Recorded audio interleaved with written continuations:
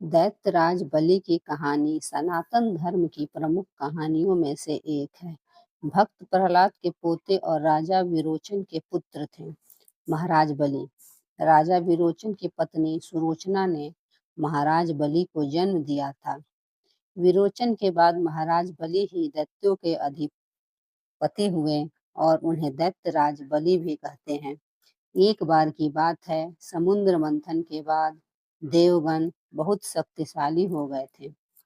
तब देवासुर संग्राम हुए। उस संग्राम में देवताओं द्वारा महाराज बलि और उनकी दैत्यों और असुरों वाली सेना का विनाश हो गया।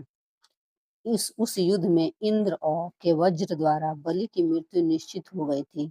तब शुक्राचार्य, जो कि दैत्य गुरु थे, उन्होंने अपनी संजीवनी विद्या के द्वारा महाराज बलि के प्राण बचाए।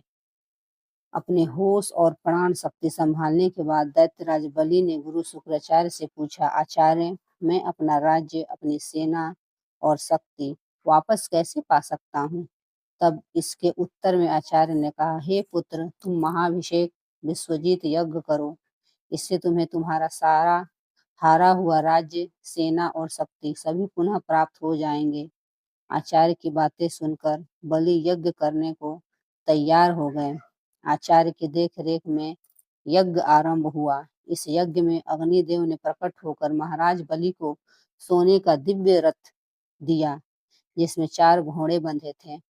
वह रथ हवा की गति में दौड़ने की क्षमता रखता था। साथ ही साथ यज्ञ से बलि को दिव्य धनुष, बाणों से भरा तरकस और अभेद्य कवच प्राप्त हुआ। इसके साथ गुरु शुक्राचार्य ने बलि को भयंकर गर्जना करने वाला शंख और कभी न मुरझाने वाला पुष्पों की माला प्रदान की। अपने यज्ञ को पूर्ण कर महाराज बलि महाशक्तिशाली बन गए। उन्होंने एक बार फिर से देवासुर संग्राम का आह्वान किया। इस संग्राम में देवता बुरी तरह पराजित हुए। केवल इतना ही नहीं, अपितु देवराज इंद्र को युद्ध स्थल छोड़कर भागना पड़ा। दैत्यराज बलि की यह संग्राम जीतकर स्वर्ग के राजा बन गए। अपनी विजय और बल का अहंकार भी उन्हें अंदर जन्म लेने लगा, जो पिछले हार के साथ सुप्त यानी सो गया था। युद्ध के बाद उन्होंने अपने गुरु शुक्राचार्य से कहा, हे आचार्य, आपके कहे का पालन कर मैंने अपना राज्य, बल और सेना वापस पा ली है। अब मैं आपसे कुछ भी जानना चाहता हूँ। यह सुनकर आचार्य ने कहा, निसंकोच पूछो वत्स। बलि ने पूछा, अपने राज्य, बल और सेना को सुरक्षित रखने का क्या उपाय है? तब दैत्य गुरु शुक्राचार्य ने उनका मार्गदर्शन करते हुए कहा, हे मेरे प्रिय शिष्य, यदि तुम निरंतर यज्ञ करते रहो तो कभी तुम्हारे बल में कमी नहीं आएगी, अपितु वृद्धि होगी, और इससे तुम्हारी सेना सुरक्षित रहेगी और इससे राज्य भी सुरक्षित रहेगा। मेरी एक और बात मानो तो सदा गरीबों को और ब्राह्मणों को दान देते रहना। इससे जन्म लेने वाली ऊर्जा सदा तुम्हारे लिए हितकारी होगी। यह सब सुनकर दैत्यराज बलि ने हाथ जोड़कर आचार्य की बातों का समर्थन और सम्मान किया और ऐसा आजीवन करने का संकल्प लिया। वो हमेशा चलने वाले यज्ञ करवाने लगे और सदैव दान के लिए तत्पर रहने लगे। दान का अहंकार हो गया उन्हें। शास्त्रों में कहा गया है, अहंकार तो अपने आप में बुरी चीज है, और जब अहंकार अच्छी चीज पर हो तो उसका भी नाश कर देती है। दैत्य लोगों को उनकी सुरक्षा प्रदान थी, इस वजह से दैत्य कष्ट पहुंचाने लगे। उधर देवता देव माता अदिति इस देवासुर संग्राम से हताश हो गई थी और उनके पुत्र निर्वासित जीवन व्यतीत कर रहे थे। उनके पुत्र देवराज इंद्र देवगुरु बृहस्पति के कहे अनुसार घोर तप कर रहे थे। यह सब देखकर माता अदिति विचलित हो रही थी।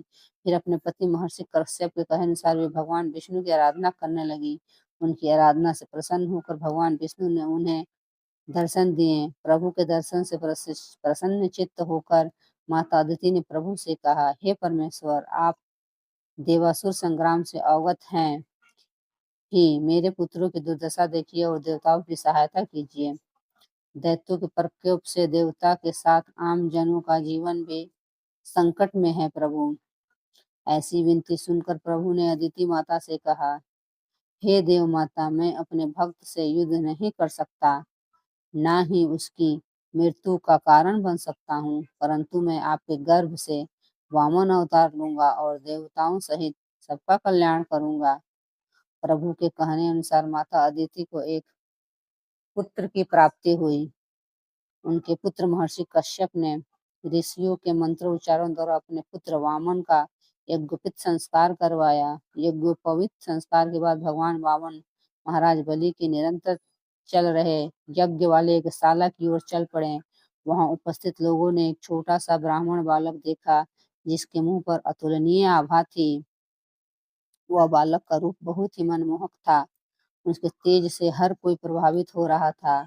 महाराज बलि और उनके यज्ञ में सम्मिलित गण उनके स्वागत में खड़े हो गए। महाराज बलि ने ब्राह्मण रूपी वामन को भगवान को शाही आसन पर बैठाकर उनके पैर धोए, फिर चरण स्पर्श कर प्रणाम किया। दैत्यराज बलि ने ब्राह्मण बालक रूपी भगवान वामन से कहा, भगवान, आपके आने से मैं धन्य हुआ। आपने इस यज्ञ में पधार कर यज्ञ की ऊर्जा में बढ़ोतरी की है। मैं आपको दान देने की इच्छा रखता हूँ। आप आदेश दें। प्रभु भगवान भगवान वामन देव ने कहा, आप दानवीर हैं राजन, आपकी बहुत प्रशंसा सुनी है। आप अन्न, धन, वस्त्र, सुविधा इत्यादि दान करने के लिए जाने जाते हैं, परंतु मुझे ये सब नहीं चाहिए। मुझे केवल उतनी भूमि चाहिए जितनी भूमि मेरे 3 पग यानी कदम में नप जाए। वहां उपस्थित लोग ब्राह्मण बालक की मांग को सुन हंसने लगे। महाराज बलि भी अहंकार में आकर हंस पड़े और वहां केवल 3 पग भूमि। फिर हाथ जोड़कर वामन देव से और भी कुछ मांगने का आग्रह कीजिए, परंतु वामन देव 3 पर भूमि पर अड़े रहे। फिर जैसे ही अहंकार में अंधे महाराज बलि ने दान के लिए हामी भरी और आगे बढ़े, तभी उनके गुरु शुक्राचार्य ने उनसे कहा, हे बलि, ये बालक ब्राह्मण कोई और नहीं, स्वयं श्री हरि विष्णु हैं। सोच समझ कर संकल्प लेना।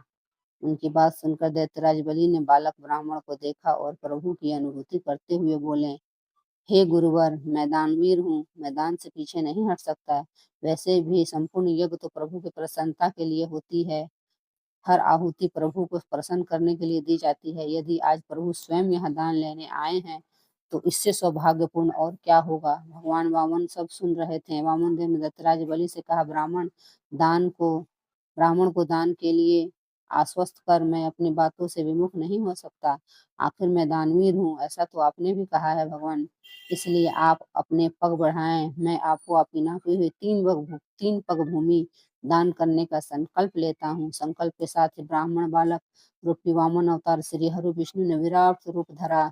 लोग भयभीत होकर इधर उधर भागने लगे। यज्ञ की में सम्मानित जन हो या यज्ञ दृष्टा या फिर पशु, सभी भागने लगे।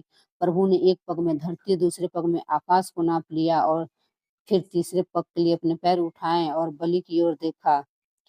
तभी बलि ने हाथ जोड़कर अपने घुटनों पर बैठकर कहा, हे प्रभु, तीसरे पग में आप मुझे नाप लें और मुझ पर भी स्वामित्व स्थापित कर लें। यह रहा मेरा मस्तक आपकी सेवा में, आप मेरे मस्तक पर पैर धरें। महाराज बलि का घमंड तो चूर हो ही गया था और प्रभु के सामने वो शरणागत हो चुके थे, परंतु श्री हरि तो भक्तवत्सल हैं, अपने भक्त की भक्ति में बंध जाते हैं। बलि की भक्ति से प्रसन्न होकर श्री हरि ने उन्हें अपने वास्तविक रूप में दर्शन दिया और कहा, आज से तुम पाताल लोक के स्वामी हो। यह 7वें मनवंतर की बात है। 8वें यानी सवर्णिम मनवंतर में महाराज बलि को अपनी भक्ति के उपहार इंद्र का पद मिला, यानी वह मनवंतर के लिए देवताओं के राजा इंद्र बलि ही हुए। नमस्कार दोस्तों, अगर आपको कहानी अच्छी लगी हो तो एक लाइक जरूर करें। धन्यवाद।